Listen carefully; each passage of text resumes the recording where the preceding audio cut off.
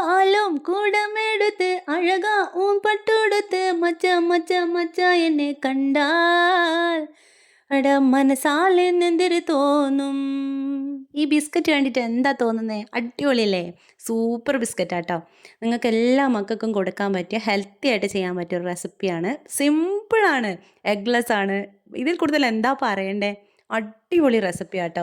എന്താണെന്ന് വെച്ചാൽ ഇത് ആട്ടപ്പൊടിയിലും ഓട്സ് പൊടിച്ചിട്ടും നമുക്ക് ഏത് ഫ്ലോറിൽ വേണമെങ്കിലും ഇത് ചെയ്യാൻ പറ്റും. അതൊരു വലിയ കാര്യമല്ലേ? അതേപോലെ നമുക്ക് ഇതിൽ മുട്ട ചേർക്കുന്നില്ല. പിന്നെന്താ, ഷുഗറിന് പകരം ബ്രൗൺ ഷുഗർ ചേർക്കാം. അങ്ങനെ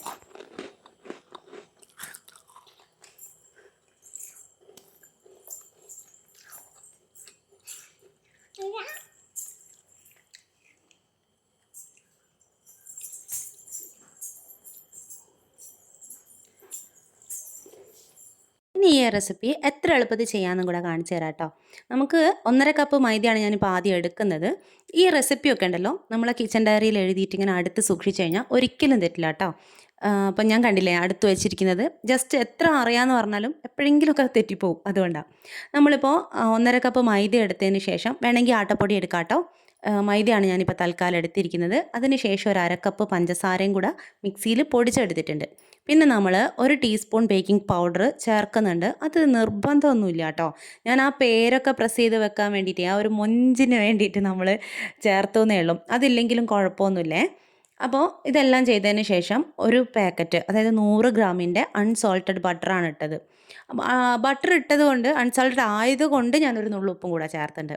ഇതെല്ലാം കൂടെ കൈവച്ചൊന്ന് കുഴയ്ക്കുന്ന സമയത്ത് ഇത് കണ്ടോ, ഇതുപോലെ നമ്മൾ പുട്ടിനൊക്കെ കുഴച്ച പോലെ തരിതരിയായിട്ടാണ് ഉണ്ടാവുക, ബ്രെഡ് ക്രംസ് ഒക്കെ കുഴയ്ക്കുന്ന പോലെ. ഇനി ഞാൻ അതിലേക്ക് കുറച്ച് പാലൊന്ന് ചേർത്ത് നോക്കുകയാണ്. ഒരു 1.5 ടേബിൾ സ്പൂൺ അല്ലെങ്കിൽ 2 ടേബിൾ സ്പൂൺ പാൽ ഞാൻ ചേർത്ത് നോക്കിയിട്ടുണ്ട്. അപ്പോൾ കുറച്ചും കൂടെ ഒട്ടലായി. അപ്പോൾ ഞാൻ എന്ത് ചെയ്തു, കുറച്ചും കൂടെ മൈദ ചേർത്ത് 1 ടേബിൾ സ്പൂൺ മൈദ കൂടെ ചേർത്ത് നോക്കി.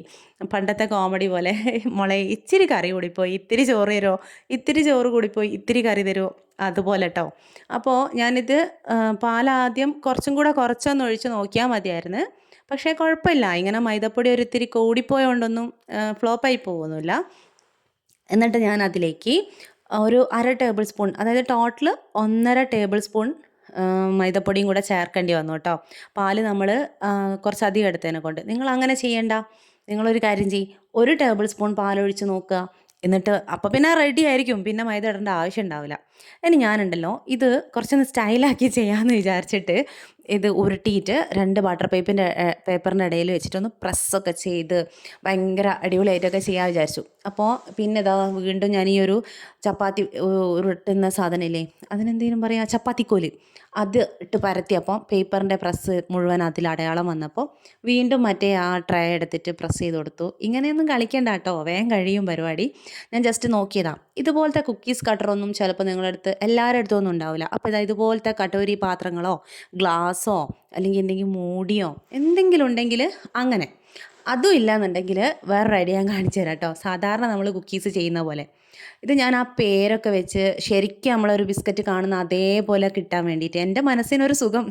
പിന്നെ യൂട്യൂബിൽ നിങ്ങളെ കാണിക്കുമ്പോൾ അതും വേറൊരു സന്തോഷം, അത്രയേ ഉള്ളൂ. അപ്പോൾ ഇതെല്ലാം കൂടെ എടുത്ത് വെച്ചിട്ട് ഞാൻ എന്ത് ചെയ്തു എന്നറിയോ, എൻ്റെ പേര് അതിൽ വരുത്താൻ വേണ്ടിയിട്ട് നമുക്ക് ഇങ്ങനത്തെ കുറേ ടൂൾസ് വാങ്ങാൻ കഴിയും കേട്ടോ. ഫോണ്ടൻറ്റിലൊക്കെ പേരെഴുതാൻ പറ്റും അങ്ങനെ. പക്ഷേ ഈ ഒരു മഞ്ഞ ലെറ്റേഴ്സിൻ്റെ കൂടെ നമുക്കൊരു റെയിൽ കിട്ടും. അതിൻ്റെ മുകളിൽ അക്ഷരങ്ങൾ സെറ്റ് ചെയ്ത് വേർഡ്സ് ആക്കി എടുത്തതിന് ശേഷമാണ് ശരിക്കും പ്രസ് ചെയ്യേണ്ടത്. പക്ഷെ ഞാൻ ആ തൽക്കാല സമയത്ത് നോക്കിയപ്പോൾ അത് കണ്ടില്ല. അപ്പോൾ ഞാൻ ഓരോരോ ലെറ്റേഴ്സ് എടുത്തിട്ട് ഇങ്ങനെ പ്രസ് ചെയ്യുമ്പം ശരിക്കും അതൊരു മെനക്കെട്ട പണിയാട്ടോ. നിങ്ങൾ ഇതിനൊന്നും പോകണ്ട. നിങ്ങൾ എന്ത് ചെയ്തെന്ന് വെച്ചാൽ, നമ്മൾ സാധാരണ കുക്കീസ് ഉണ്ടാക്കുമ്പോൾ ഫോർക്ക് വെച്ചിട്ട് അടയാളം വരുത്തുക, അല്ലെങ്കിൽ ഒരു ഈർക്കിൾ വെച്ചിട്ട് ഇതുപോലെ കുത്തി കൊടുക്കുക. നിങ്ങൾക്ക് ഇഷ്ടമുള്ള എന്തെങ്കിലും ഒരു ഡിസൈൻ, അത്രയും മതി. അപ്പം ഞാനിതെല്ലാം കൂടെ ഇങ്ങനെ ആക്കിയിട്ട് ഫസ്റ്റ് ഞാൻ ബേക്ക് ചെയ്യാൻ വെച്ചത് ഒരു 170 ഡിഗ്രി സെൽഷ്യസിൽ താഴത്തെ കോയിൽ മാത്രം ചൂടാക്കിയിട്ടാണ്. അതവിടെ വേവട്ടെ. അതേ സമയത്ത് ഞാൻ ഒരു വട്ടച്ചമ്പ് എടുത്ത് അടുപ്പിൽ ചൂടാവാൻ വേണ്ടി വെച്ചിട്ടുണ്ട്, മൂടി വെച്ചിട്ടുണ്ട്. അതവിടെ നിന്ന് ചൂടാവുന്ന സമയം കൊണ്ട് സാധാരണ പോലെ ഉരുട്ടി പരത്തിയിട്ട് നമ്മൾ സാധാരണ കുക്കീസൊക്കെ മുന്നേ ചെയ്തില്ലേ അതേപോലെ ഉരുട്ടി പരത്തിയിട്ട് ചെയ്യുകയാണേ. അതിൻ്റെ മുകളിൽ ഞാൻ ഈർക്കിൾ വെച്ചിട്ട് ഇങ്ങനെ കുത്തി കൊടുക്കുന്നുണ്ട്, ടൂത്ത് പിക്കോ എന്തെങ്കിലും വെച്ചിട്ട്. അപ്പോൾ ആ ഒരു വൃത്തിക്ക് പരന്ന് കിട്ടാൻ വേണ്ടിയിട്ട് ഇതുപോലെ വെച്ചിട്ടൊന്ന് പ്രസ് ചെയ്ത് കൊടുക്കുമ്പോൾ കുറച്ചുകൂടി ഭംഗിയുണ്ട് കേട്ടോ. ആ ഒരു ക്രാക്സ് ഒന്നും വരാതെ നല്ല രീതിക്ക് നമുക്ക് കിട്ടുന്നുണ്ട്. അപ്പോൾ ഞാൻ ബാക്കിയുള്ള ഉരുളകളും കൂടെ ഇതുപോലെ ചെയ്തു. അപ്പോൾ എൻ്റെ മനസ്സിലുണ്ടല്ലോ ആ പേര് കുത്താൻ പറ്റാത്തത് മാത്രമാണ് കേട്ടോ. അങ്ങനെ ആവശ്യമില്ല, പക്ഷേ നമുക്കൊരു ഇഷ്ടം ഉണ്ടാവില്ലേ അങ്ങനെയൊക്കെ കാണാൻ വേണ്ടിയിട്ട്. അപ്പോൾ ഞാൻ എന്ത് ചെയ്തെന്ന് വെച്ചാൽ ഇത് അടുപ്പത്ത് കൊണ്ടുപോയി വെച്ചിട്ട് ഈ ഒരു റാക്ക് റാക്കാണോ ട്രാക്കാണോ റെയിലാണോ എന്താണെങ്കിലും അത് തപ്പാൻ വേണ്ടി പോയി. തപ്പാൻ ഇത് അടുപ്പത്ത് വെച്ചിട്ട് ഞാൻ ലോ ഫ്ലെയിം ആക്കാൻ വിട്ടുപോയി ഗൈസ്. അങ്ങനെ അത് ഫുൾ ഫ്ലെയിം തന്നെ അവിടുന്ന് വേവുകയാണ്.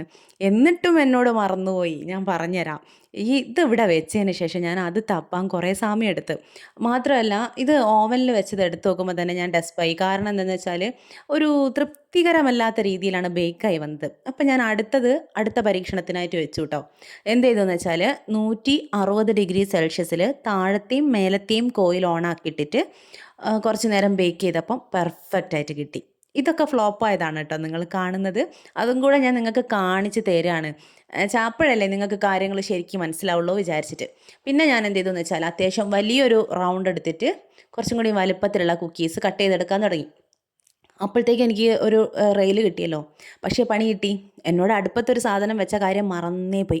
അത് നല്ല സ്മെല്ല് വന്ന് സ്മെല്ലിൻ്റെ ഇതൊക്കെ അങ്ങോട്ട് മാറിയപ്പോഴാണ് ഞാൻ ഓർത്തത് അയ്യോ വെച്ചിട്ടുണ്ടല്ലോ. കാരണം ഞാനിത് ചെയ്യുന്നത് നല്ല ബഹളത്തിനിടയ്ക്കാണ്. എൻ്റെ ചുറ്റിലും മക്കൾ കളിച്ചുകൊണ്ടിരിക്കുന്നുണ്ട്, നമ്മളെ ജഗ്ഗപുകയാക്കുന്നുണ്ട്. അപ്പോൾ അതിൻ്റെ ഉള്ളിൽ കൂടെ എന്നോട് മറന്നുപോയി സത്യം പറഞ്ഞാൽ.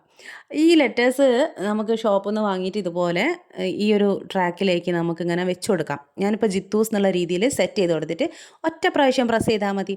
അല്ലെങ്കിൽ ഞാൻ എത്ര ലെറ്റർ ഉണ്ടോ അത്രയും പ്രാവശ്യം പ്രസ് ചെയ്യണ്ടേ. ഇതൊരു എളുപ്പ പണിയല്ലേ. അപ്പോൾ ഇത് ഞാനിങ്ങനെ ഇവിടുന്ന് ചെയ്തുകൊണ്ടിരിക്കെ സ്മെല്ല് കിട്ടി. അപ്പോൾ അതെടുത്ത് നോക്കുന്നവരാണെങ്കിൽ അസ്സലായിട്ട് എന്ന് വെച്ചാൽ അസ്സലായിട്ട് കരിഞ്ഞു പോയി കേട്ടോ. കഴിക്കാൻ പറ്റാത്ത വിധത്തിൽ കരിഞ്ഞു പോയി. എന്താണെന്ന് വെച്ചാൽ സമയം എൻ്റെ അടുത്ത് മറന്നുപോയി. ഫുൾ ഫ്ലെയിമിലാണ് താനും. കണ്ടോ ഈ ഒരു കോലത്തിലാണ് ആ ബിസ്ക്കറ്റൊക്കെ കിട്ടിയത്. പക്ഷേ നമ്മൾ തോറ്റു കൊടുക്കൂല, വീണ്ടും ട്രൈ ചെയ്തു കേട്ടോ. ഇതൊക്കെ ഒറ്റ ഡോ കൊണ്ടാണ് കുറേ ബിസ്ക്കറ്റ് കിട്ടുന്നുണ്ട് കേട്ടോ ഈ ഒരു ഡോയിൽ. പിന്നെ വീണ്ടും വീണ്ടും ഡോ കുഴച്ചതൊന്നുമല്ല, നമ്മൾ നേരത്തെ തയ്യാറാക്കിയ ആ 1.5 കപ്പ് മൈദേൻ്റെ ഡോ കൊണ്ടാണ് ഇത് ഈ പരീക്ഷണങ്ങൾ മുഴുവൻ ചെയ്യുന്നത്. അങ്ങനെ അതിന് ശേഷം ഞാൻ ഇതെല്ലാം കൂടെ പ്രസ് ചെയ്ത് സ്പീഡാക്കി കാര്യങ്ങൾ. ഇങ്ങനെ ഒറ്റയടിക്ക് ചെയ്യാൻ വന്നപ്പം കണ്ടോ അടിപൊളിയായിട്ട് കിട്ടിയിട്ടുണ്ട് കേട്ടോ. ഇതിപ്പോൾ ഞാൻ ഓവനിൽ വെച്ചതാണ്. ഇനി സ്റ്റൗ ടോപ്പിൽ ഇതാ വേറെയും വെച്ചിട്ടുണ്ട് കേട്ടോ.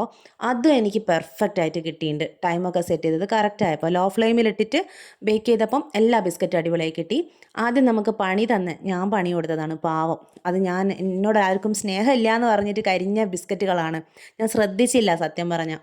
അപ്പോൾ അവരെയൊക്കെ ഒന്ന് എടുത്ത് മാറ്റിയിട്ട് നമുക്ക് ഫോട്ടോഷൂട്ടിനുള്ള തയ്യാറെടുപ്പുകളാണ് കേട്ടോ.